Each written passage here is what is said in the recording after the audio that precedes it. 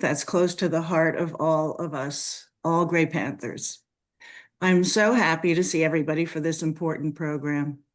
I am Michelle Arnaud, leading the New York City chapter of the Gray Panthers movement, which was founded in Philadelphia in 1970 by Maggie Kuhn, activist, leader, and advocate who spoke up for social justice.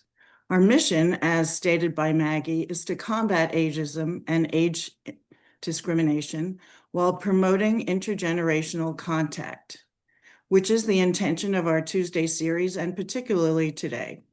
You'll meet our panel in a few minutes. So on behalf of our board, I'd like to ask everybody if you'd consider just chipping in a little bit. We are a volunteer organization, and we rely on your donations to keep our Zoom account running so that we can continue to bring you these monthly programs. So please visit our website, gpnyc.org, and click on Donate. We hope that our programs are providing a friendly space to change the narrative for how ageism impacts our daily life, with the goal of making a positive difference. And we also would welcome your suggestions for future webinars. Remember, all our webinars are recorded and available on our website, free, gpnyc.org, posted by our multi-talented Emily Trask, Communications and Digital Engagement Manager. So please feel free to listen to any of our past webinars.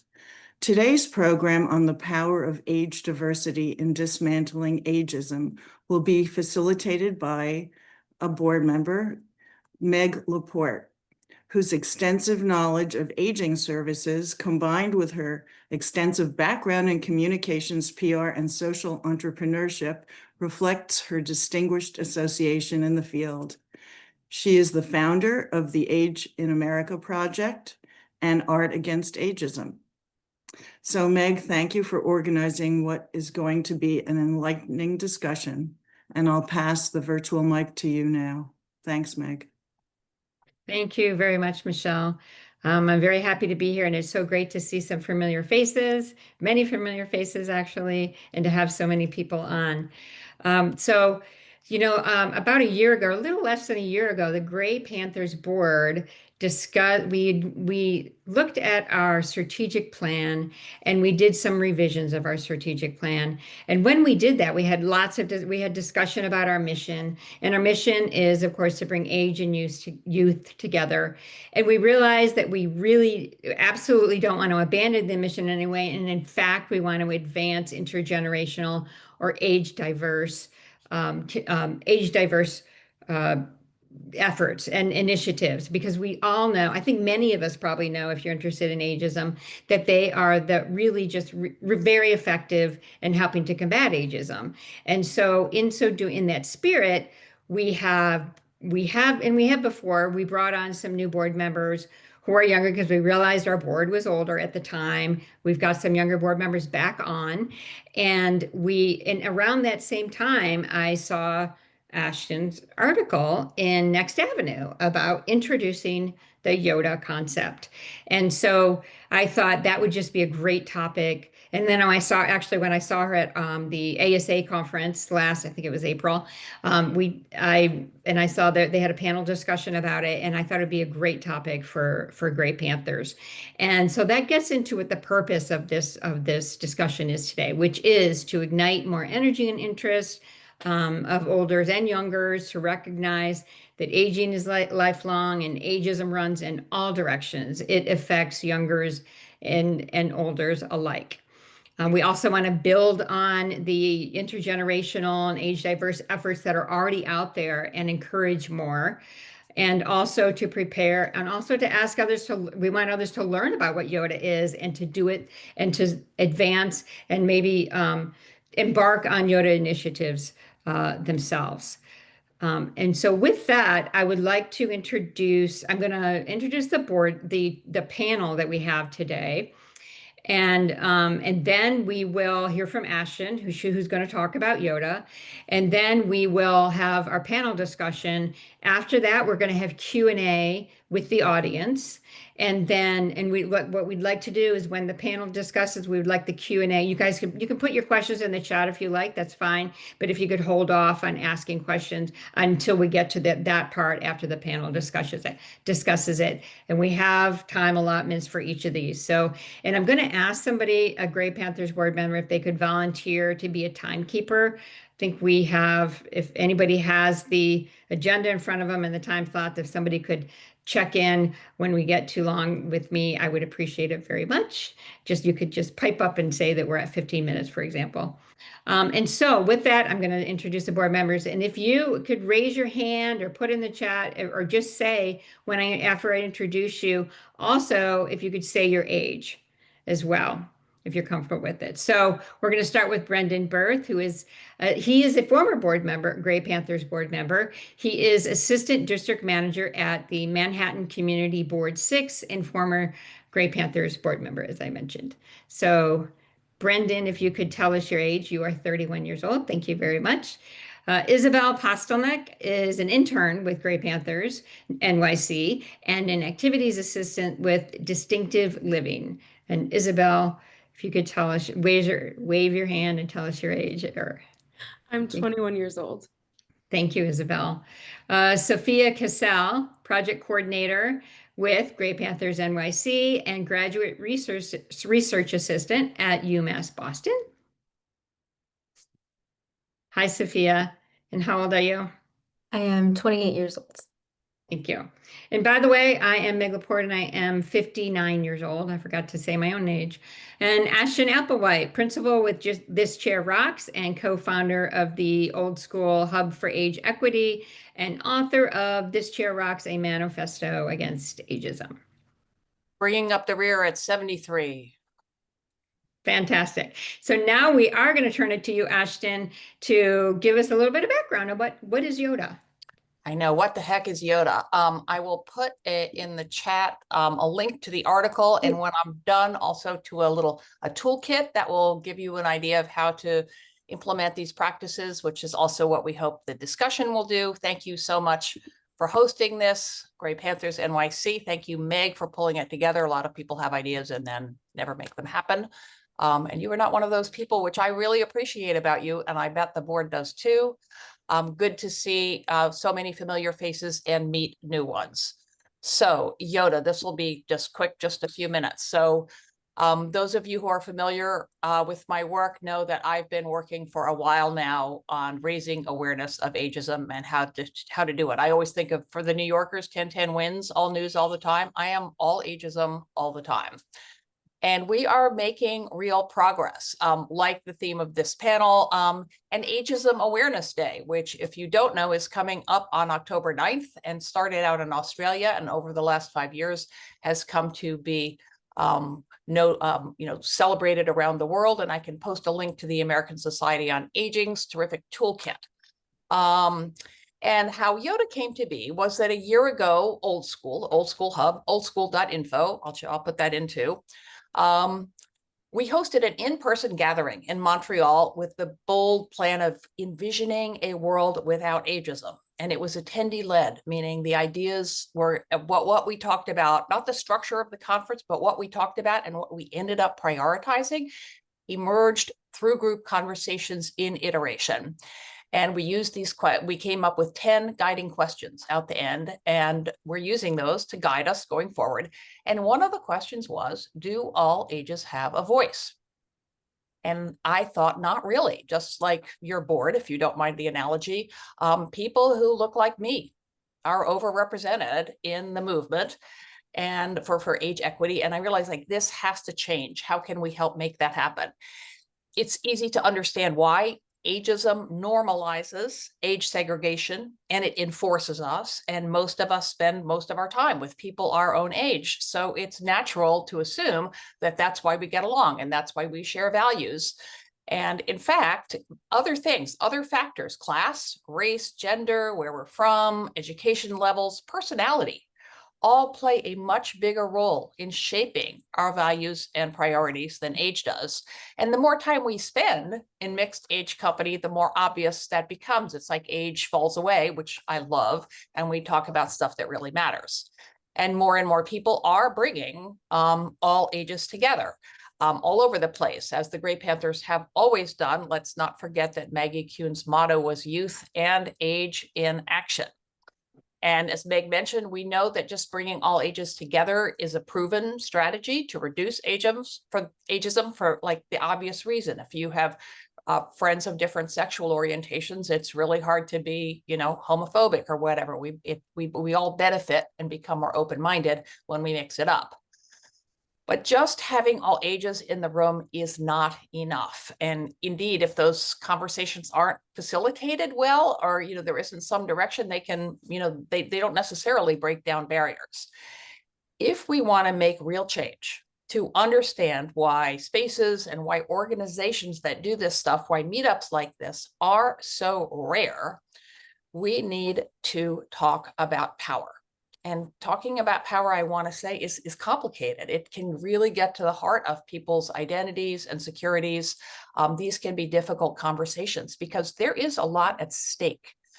Social power shapes who gets invited into the room and what we talk about and who holds the mic and what we prioritize. But when we ignore who has power in a relationship and when and how they use it and why they have it, we perpetuate existing hierarchies, existing power relations. We get stuck in generational resentment, like around ageism, like who has it worse, not helpful, and things don't change. And so that was the aha realization for me after I banged my head against my computer all fall, that we need to bring olders and youngers together. And some of those conversations need to explicitly address power, how age and power interrelate in different ways, in different contexts, at different circumstances. And I wanted to give the concept a name, a cute name, I admit. So I dubbed it YODA, which stands for Youngers and Olders Dismantling Ageism.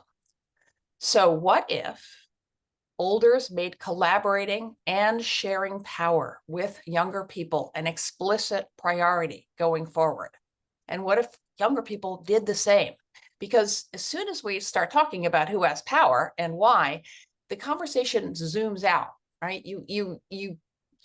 It's like an end run around old versus young framing. You step away from it because the minute you start talking about power, you start talking about the larger forces, the structural stuff that keeps us divided, right? Those underlying forces.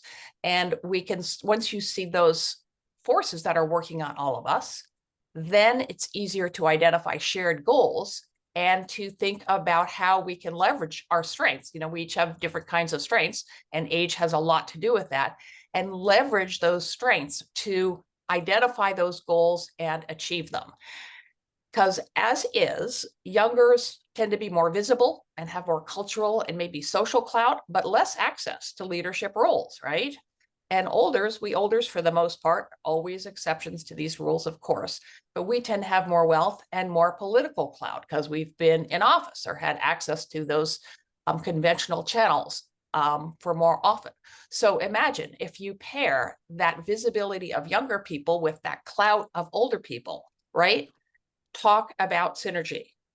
So that is the germ of YODA. I'll paste the article and a tool stuff in the margin, and I know Meg will share it afterwards. But think about what the potential there. It is Transformation Tuesday, and let's transform some stuff. Thank you for having me.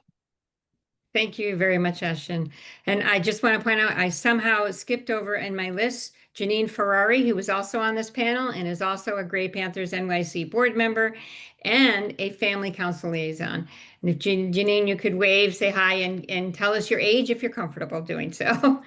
Hello, everyone. I'm really happy to be here. And I came into the world 59 3/4 years ago. I don't want to say old because I'm not old. Thank you. Thank you so much, Jenine. So we're going to dive right into the question. So here's what we did. We had the panelists among us submitted questions, and there are some really, really great questions. And to speak to the power imbalance, I'm going to start with a question that's a really great one. I think that Isabel submitted this one so and this is asking of the panelists here, from your perspective, what are the biggest power imbalances between older and younger generations right now? Oh, this is not that. I'm so sorry. This is one that I want to start with. We will then get into the one submitted after that. How can YODA conversations address these power imbalances head on rather than smoothing them over? Yes, Jenine. I believe we need to share more spaces more often together. I spend a lot of time in nursing homes and rarely come across young people, anyone younger than 50 or 60, because people who live in nursing homes, their family members who come to visit or who are in charge of taking care of them, their power of attorney, the healthcare proxy, what have you, they're rarely less than 60. I'm a young person in a nursing home. So that would be, and actually some nursing homes, two that I'm affiliated with, are starting to recruit volunteers from high schools, the nearby high schools and the nearby colleges, really actively recruiting for volunteers. And for anyone who has an interest in healthcare, having a career in healthcare, to see what it's really like. Perhaps that would motivate them to, rather than studying medicine for pediatricians or for pets, to actually get involved in geriatrics. Thank you, Jenine. And before we move on to Ashton, as somebody who has a lot of experience in the nursing home field, I've been in a few nursing homes. I've not probably spent as much time in one as you have, Jenine, but I often tell people when I present about art against ageism that there are actually multiple generations who work in nursing homes. So I wonder, Jenine, if you've noticed that any nurses or even the direct care staff, who generally, some of them are often pretty young, actually, if you happen to notice that direct care staff are actually probably pretty young. And I think that around that, there's probably some discussion to be had. So, and I think it's okay to keep your mic on since you're a panelist if you want. Oh, you can't turn it off for some reason. Let me see if I can help you there. Okay, that is bizarre. Done. It's okay. It's okay. Yeah. You enabled me. I appreciate She had the it. power. She had Yes. the power, but she I shared was it. given the power. Thank you. Actually, interestingly, I just moved my dad to a nursing home here in Queens rather than the one upstate by West Point last week. And I have to tell you, the new CNAs, the CNAs that I'm dealing with in this new nursing home are young, bright, excited, and proactive. Mhm. It's quite the change, and it's wonderful to see and to experience. My dad keeps calling them the young ladies, the young ladies. So I have hope. I'm full of hope. Thank you, Ashton. Thank you for that setting, that locating the discussion somewhere. And just one comment about saying your age. This is not my idea, but someone says when you're asked how old you are, you can say, I was born in whatever the year is. I was born in 1952. And this makes the point that I've been around for a while, but no one can do the math. So they sort of, it's a way to own your age without making it easy for people to make assumptions about that age. I am curious, and I do not mean to put you on the spot speaking for all nursing homes everywhere, but the minute you started talking about medical power of attorney, and I have the new healthcare proxies form sitting on my desk that I need to get witnessed. Have you witnessed any, or is there any formal training, is too formal a word, but discussions talk about sharing power? Who has medical power of attorney? Who has legal power of attorney? And under what circumstances and when are those very formal, transitions of power? Does anyone discuss that? Because that would be a great example for doing a training or a tip sheet for engaging in those really hard conversations. I have to tell you that is an excellent suggestion and a piece of verbiage you just shared with us. Somehow, because what you're saying hasn't been assigned to someone, it's not getting done, right? If everyone is responsible, no one gets it done. It really should. It's something that I think social workers should be trained to do, is not just to initiate the conversation, right? Let the family members take care of their own mishigas, their dysfunction, if that is. You don't have to show it. Maybe But, guide it a little bit. guide it a little bit and then just leave it on the table and, step back. But it's not happening. It's not happening. And I can tell you the only way I know about my dad's last wishes, he's in hospice right now, is by reading his will. We never, ever discussed it. Because it's never right here, right? It's not tomorrow. Someday I will die. Right. Someday is here. And thank God I went through every piece of paper in his files. So I know what he wants. Excellent. Excellent idea. Brendan. Yeah. So funny enough, I as the Y part of YODA, I feel like I have somewhat the same experience, but at a different end of the age spectrum where it is very rare when a lot of the people I'm around interact at all outside of work settings with people who are who are 20, 30, 40 years older than people like me. And when you don't even interact with others, like with people of other generations, how can we even begin to start to dismantle certain ageist stereotypes that we may have about other generations? Um, the way these sorts of stereotypes fester is by staying within our own bubbles, I feel like. That is how so many prejudices fester. And I think that can be the case with age as well.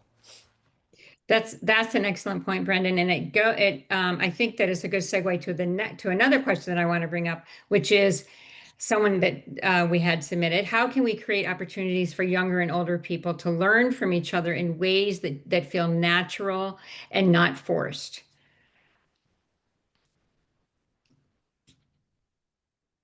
Sophia.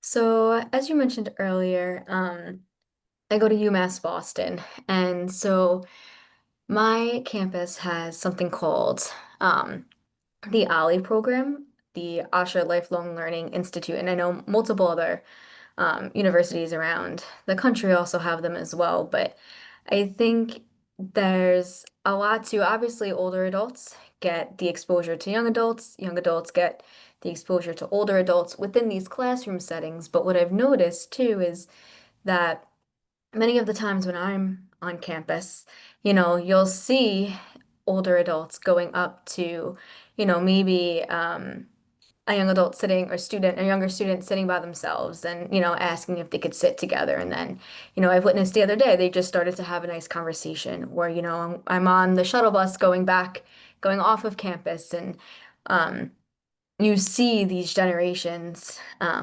olders and youngers, just talking together on the shuttle bus. And I think and I'm sure there's a lot of coordination that has to go behind getting an Asha Lifelong Learning Institute on a campus, a college campus. But I think even if there were ways that professors could reach out to senior centers and say, hey, I'm having this lecture today, and or within the next couple weeks, and would any of your members like to join? And, in a way, start to slowly, I think, being able to kind of bridge the gap between,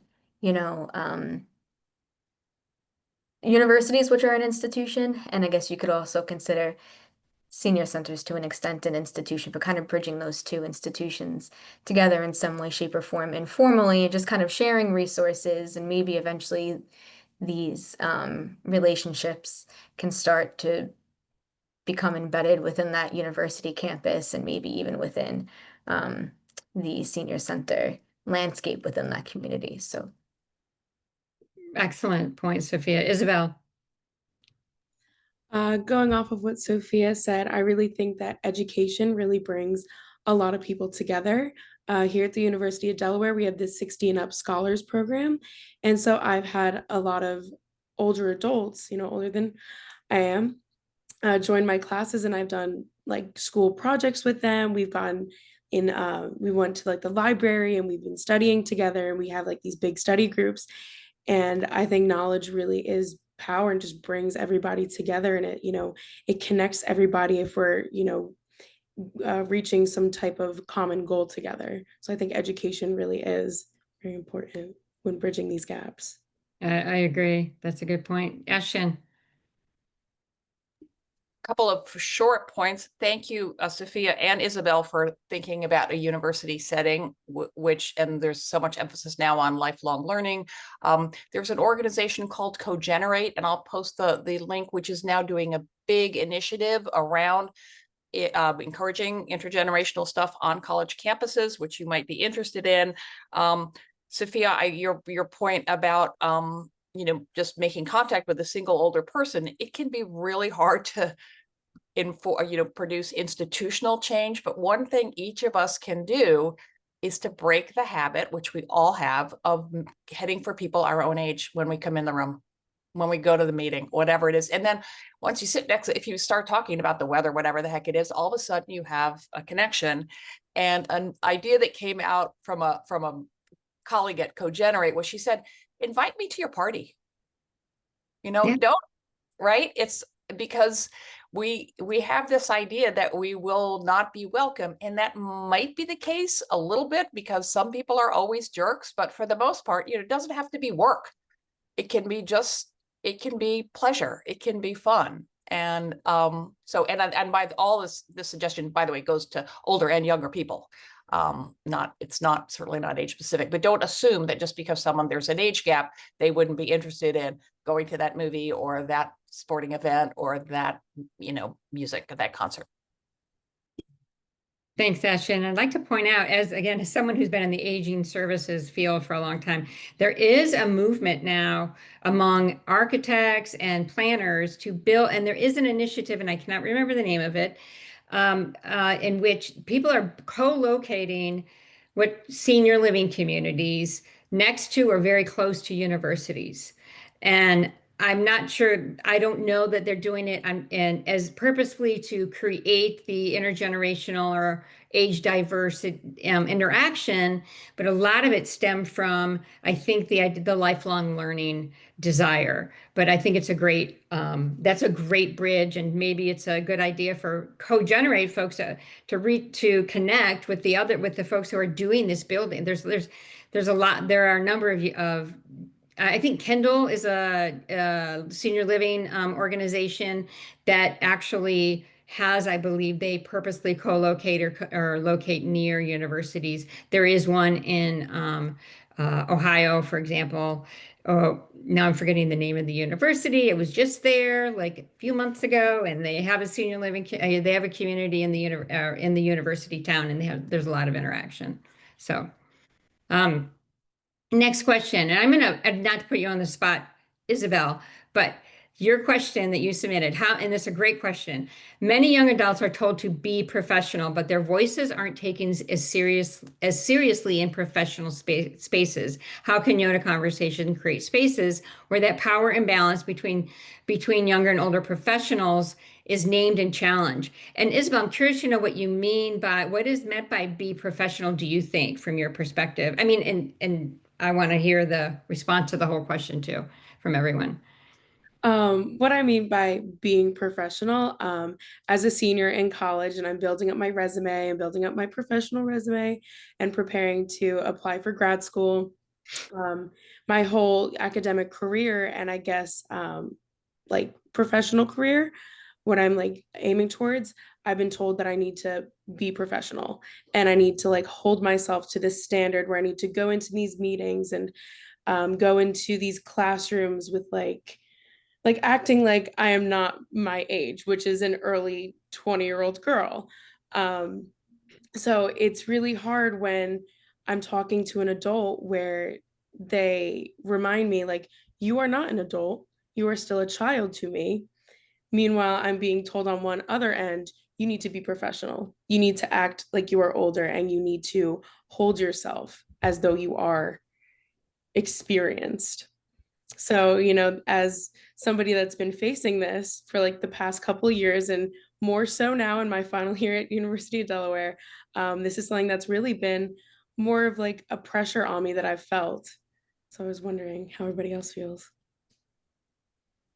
That's very interesting. If you don't mind my perspective, I would say that so you referred to yourself as a girl, I think, and you believe, and so maybe you've been inculcated for a long time that you're still a girl. I would refer to you as an adult.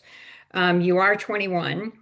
And so I think that's an interesting that we are so inculcated throughout, our lives, and you are at 21 having felt that already, right? The difference.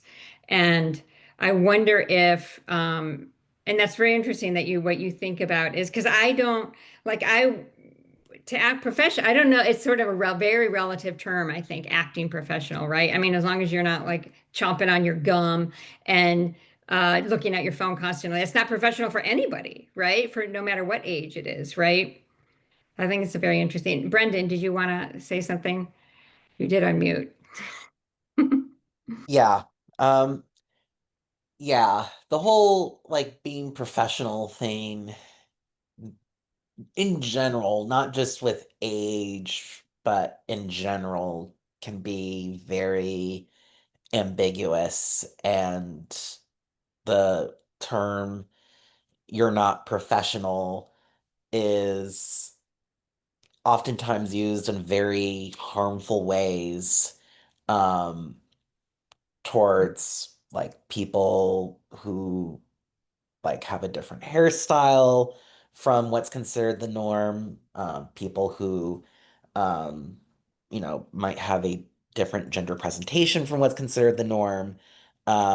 So like the whole term being professional is something that is a real struggle for me, not just with age, but just in general. Like with you, Meg, I have a much more like permissive idea of what it means to not be professional. Which, yeah, like if you're looking at your phone, like when you're supposed to be on the clock, that's not professional. Right. Um, if you're yelling at someone on the phone, that's not professional.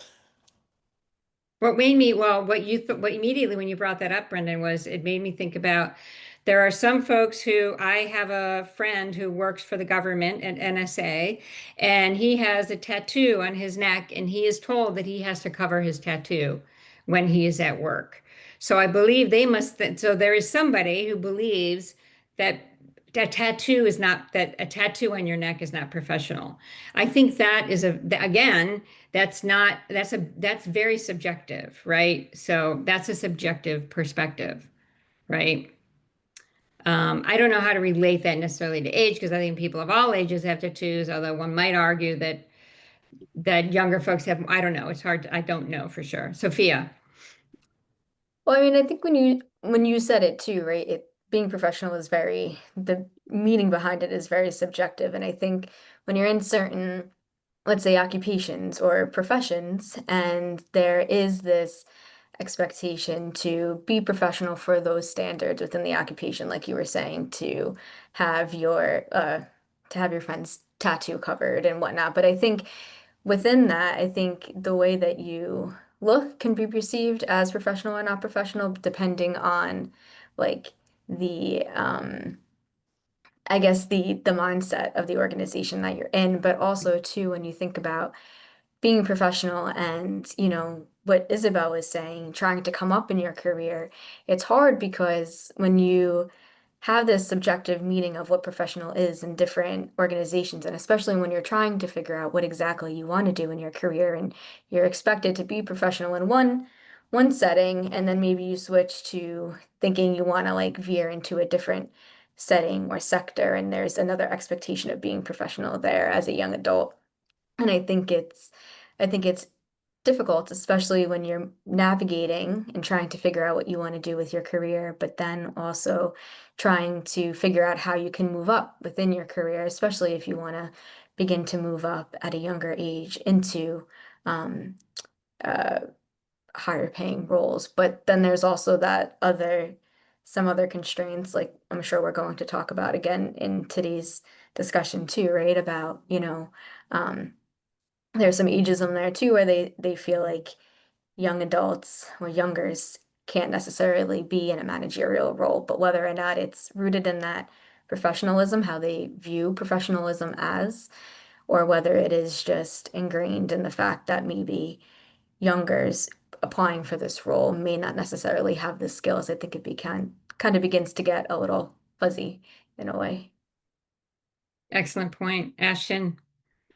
Oh, thank you for these great questions and points. I want to point out that it's not always the very interesting way in which it relates to power in ways in which age may not be first and foremost. And I'm not going to try and talk about politics, I promise. But Pete Hegseth, convening all the generals today, talked about getting rid of the beardos and how everyone had to everyone had to achieve male level physical standards. He obviously has the most power in that room, so he can, say that and make it an edict. But he's also talking to people who have a lot of power. And my ask as someone who is trying to help YODA move out in the world, and everyone has too much to do, I know, but if Sophia or Isabel or anyone here feels like writing just a couple, can be just one page, but what happens, what do you hear that makes you feel disrespected, no matter whether you have a beard in the military or you're a young person, especially a young woman? We haven't even gotten into the role of gender in the workplace for women. And what do you wish people would do instead? Right? Or what's a tip or a suggestion for making an end run for younger people to be able to show, say to older people, why are you making those assumptions, and how could we get past them? Because the more actionable ways people can engage with this, the more effect we can have. Absolutely. Thank you, Ashton. We need to wrap up this part of the discussion. This has been a really great discussion, really great questions, really great responses and ideas. Thank you, everybody. Does anybody want to say one last thing about the discussion? I do want to, I really hate, I want to do one, okay, I want to do one more question because they're just such great questions. We just do this one quickly. So it's about gerontology as a field that often focuses on older adults.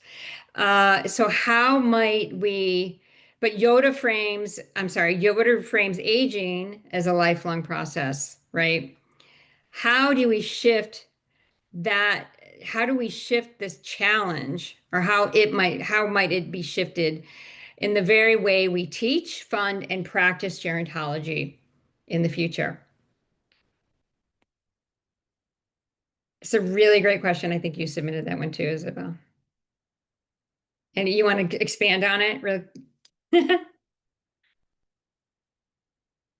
Sorry, I need to reread my own question really quick. I butchered the reading of it, and forgive me. So You're fine. Could you ask it again? Yeah, gerontology as a field often focuses on older adults, but YODA reframes aging as a lifelong process, right? And I mean, I don't think YODA necessarily reframes it. I think it is a lifelong process, right?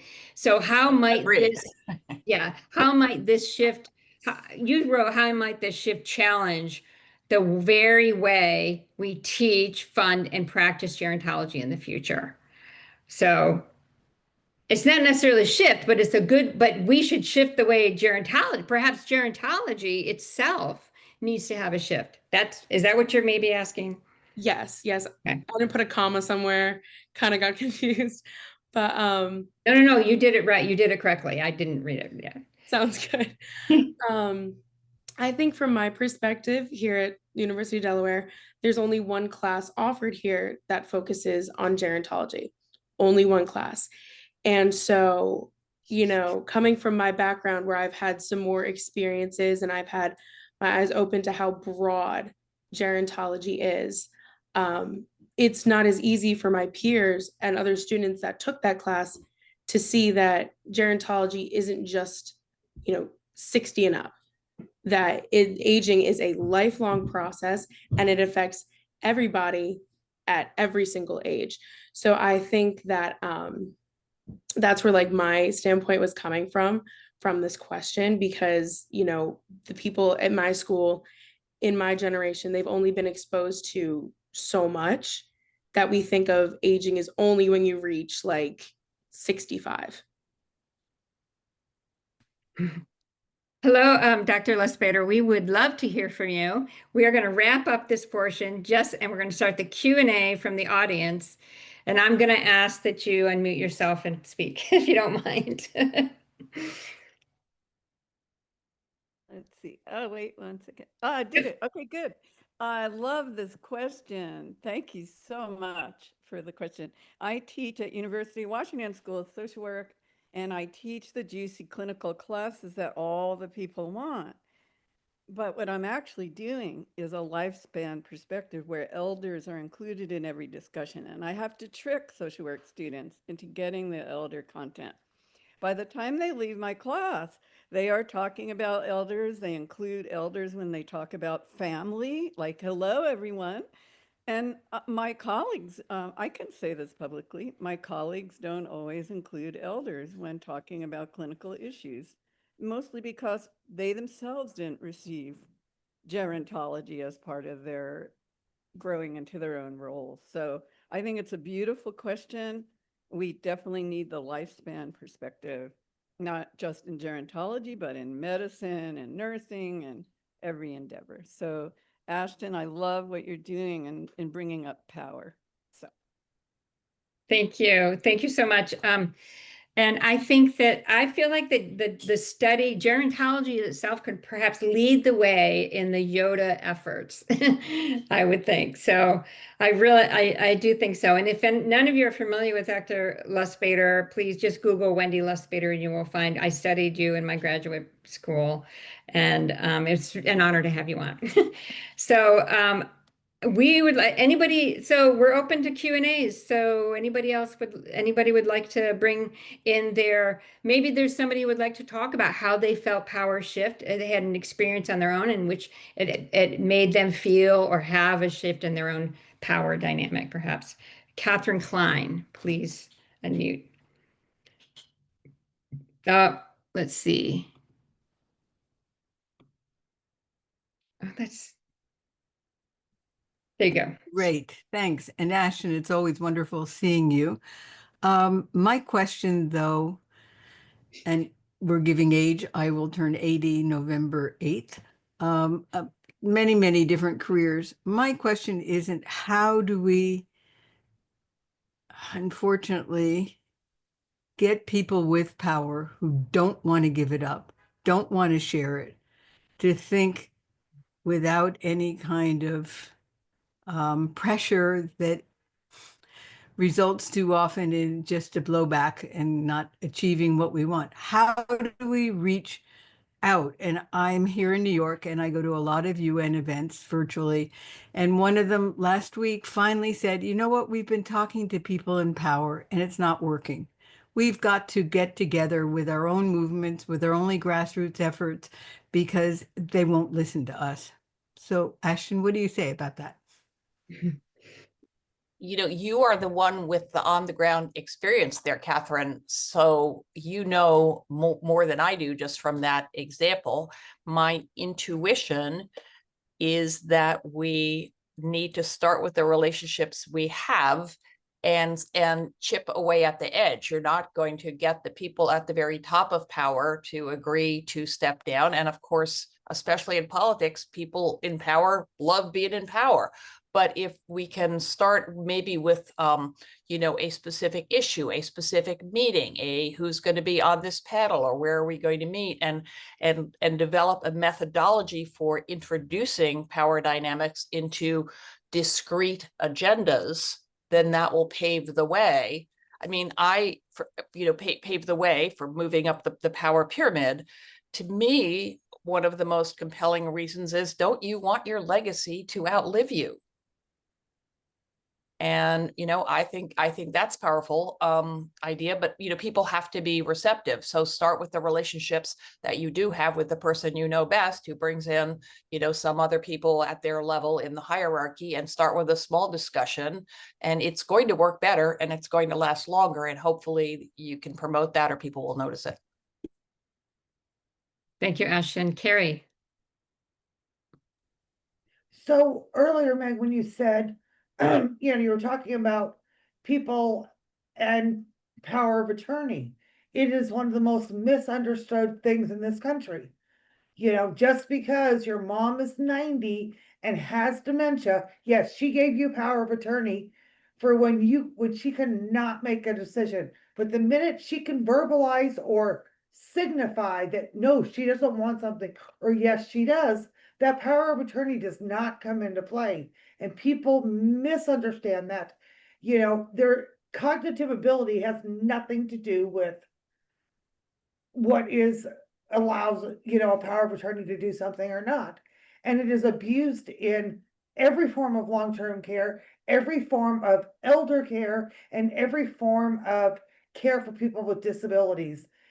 Power of attorney is abused because people don't understand what it means.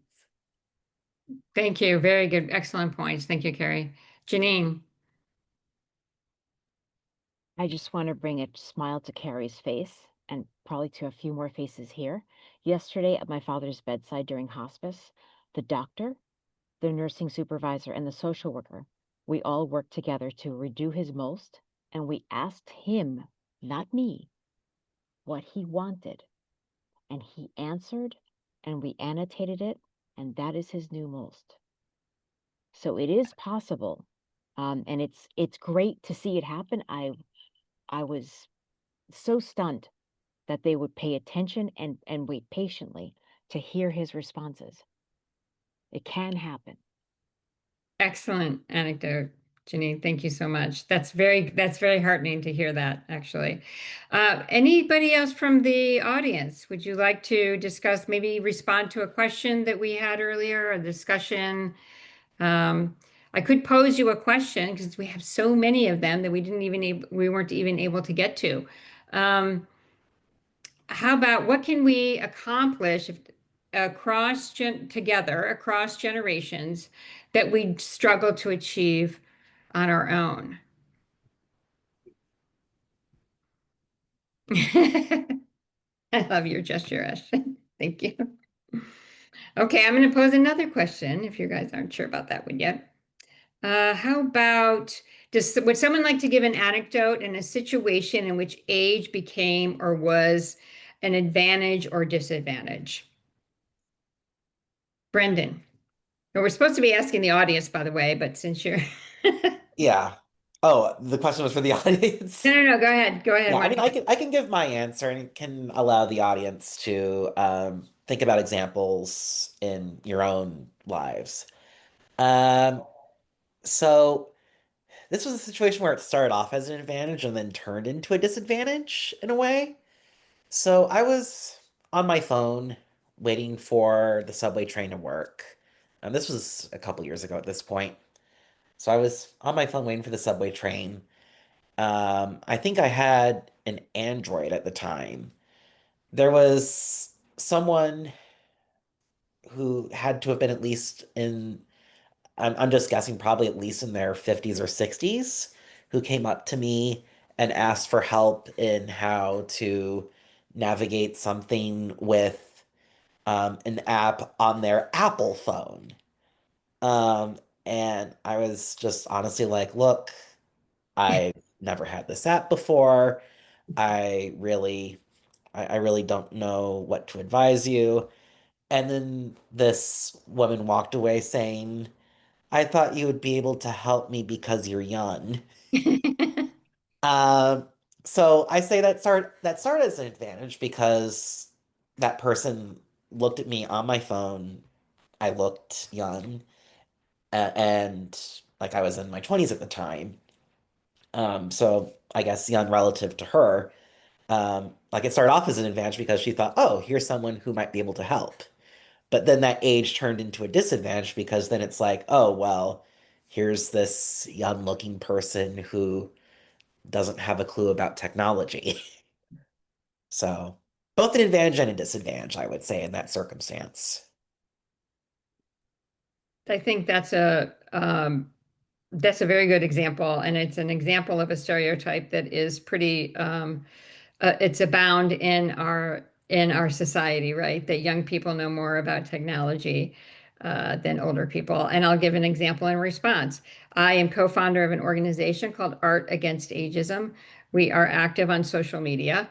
There are two co-founders, myself and Jordan Evans. Jordan Evans is 28 years old. I am 59 years old. I do all of the social media for Art Against Ageism. Jordan just doesn't like to do it.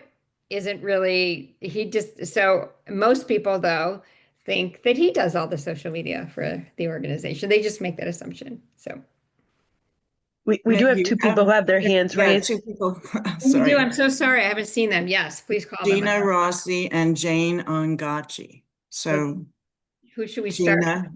Gina, would you like to speak? Yes. Hello, everybody. Can you hear me? Yes, hello. I wanted ahead. to go back to that conversation about the role of when the YODAs are together. And there was a discussion about some of the youngers regarding the sense of, professionalism or getting the message that they weren't professional. As a social worker, clinician, program administrator, 40 years experience, it's so hard for me as a mentor, as somebody wanting the best for my student, my social worker, to not point out something that might be unprofessional. I guess the challenge is this. Certainly it always is this, right? It's always the delivery of the message. But I want to bring to mind too, that sometimes the message, as kind, as gentle as it could be, it may still be uncomfortable. And that's part of growth. But it's also part of that person with a lot of experience wanting to help. Because, the best thing for me is, I'm in my career, I have whatever I want now. But nothing better for me to see my students or the social workers that I've hired do well. If I see somebody in a presentation, maybe flipping their hair with their hands or going back and forth in a chair or, answering a certain way, I consider it my obligation to let them know about this, that this is not professional. Otherwise, what am I doing there? I mean, isn't that part of the interaction of the older being there as well? But go ahead. No, thank you, Gina. I think that's a really, it's a very interesting discussion and point that you bring up. Would somebody like to respond to that quickly before we move to the next person with their hand up? Just to say quickly, talking about power is uncomfortable. And there's no social change without discomfort. If the stakes are really high, it's why it's great to have a skilled facilitator. Yeah, good point. Thank you for that. Jane, you have your hand up. Thank you very much for the opportunity, and thank you for these monthly forums, which are quite insightful to learn from the various parts of the world on what everyone is doing out there for older persons. So in light of today's theme, YODA, Dismantling Ageism, I would wish to hear more of what the younger generation is doing to indeed dismantle ageism in line with the beliefs that people have against the older generation, the attitudes and the practical ways, as well as programmatic interventions on dealing with ageism. I would really wish to hear, especially from your end, because I am from the African continent, and so I would really wish to hear what is happening on your end, just in line with today's topic. Thank you. Thank you very much, Jane. We have only a few minutes left, but if there's somebody who would like to respond to Jane, that would be great. I didn't know who raised their hand to respond to Jane or wanted another question. Isabel, you were nodding your head. Was that the case? Yes. Thank you. I think on my end, because I am at the start of my journey in gerontology, I think my biggest way of dismantling ageism on my end, on like the younger's end, is just by advocating as much as possible. And whether that's, one-on-one with my friends when I'm telling them about my job and telling them stories and telling them about my amazing opportunities with Gray Panthers NYC, or it's on social media, endless posts and stories talking about the Girl Scout patch that I created and talking about the panel that I'm serving on today for, Ashton Applewhite's amazing work. So I think from my end, the way that, I'm doing it from a very, very beginning standpoint is through social media and just word of mouth. Thank you very much, Isabel. Ron, we're going to go to you before we get to our final part of the agenda. Let me see if I can help you. Oh, great. Okay, thanks. Oops. Yes, I just wanted to respond quickly to the question that Catherine raised and Ashton responded to about power issues and how can you deal with it. To Ashton's point of specificity, I think is important. So if you pick a specific issue, so I'm involved with a lot of advocacy for AARP. Not surprising, what their big issue now is Social Security. But that's something that we've been very successful in engaging younger people involved in the discussion, where there's discussion about, well, what does this mean to you? What does it mean to your parents? What does it mean in terms of caregiving, and your future life? So people really have gotten, young people have gotten very engaged and like understand and just understanding what the issues are, because there's so much misinformation about it. But I think that that's the way to do it, is to pick an issue and have them really engage on issues like that. Thank you very much, Ron. Ashton, you wanted to say something, I think. I stuck it in the chat because I know time is tight. But when we speak in generational terms or olders and youngers, which is my term, which is fun to have people here, but one idea behind that is that we age in relation to others. We're all, especially as we move through life, and it can be the age difference. Sorry, Brooklyn trucks going by. The age difference can be small. A 6-year-old will assure you that she is older than her 4-year-old sister. So it doesn't have to be, an actual 20 or 30-year gap. It can be much smaller and depend on the circumstance. Excellent, thank you. I just posted some more resources in the chat, and we will send those too also after. We'll make sure that they get sent to you after when the recording is ready, because I think we always send the recording after the event. And so what I would like to ask in the last few minutes that we have, and if people could put it in the chat, is after attending this session, how are you inspired to include more older and younger people in your life? And you could talk, if you want to unmute yourselves and speak up, please do, or put it in the chat. Either way.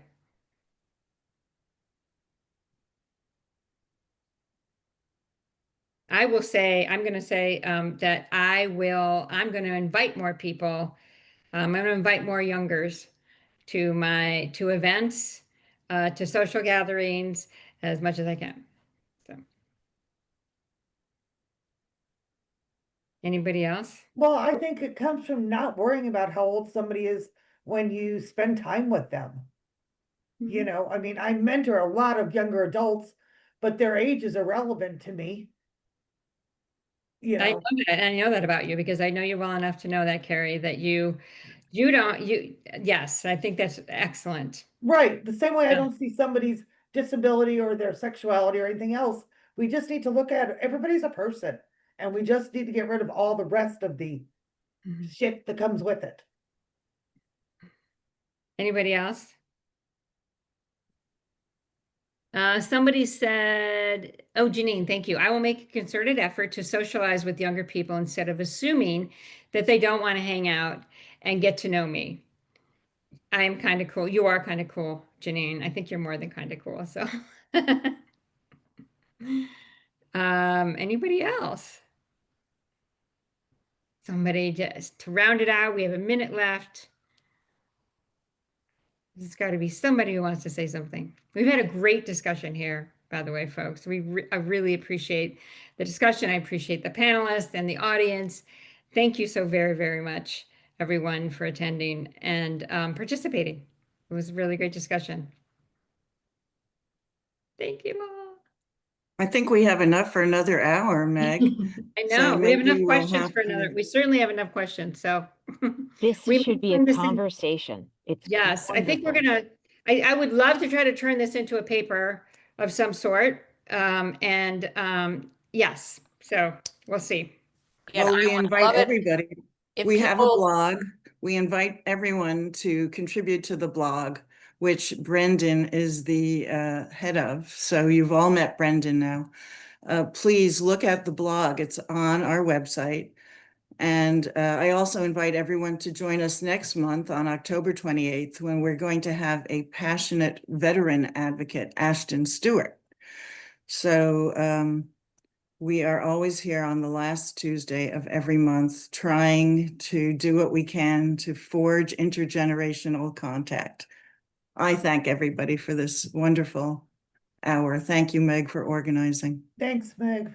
Thank Thank you you, for giving everyone. us the space. Thank you, everyone. Bye, everyone. Thank you. Thank you. Bye.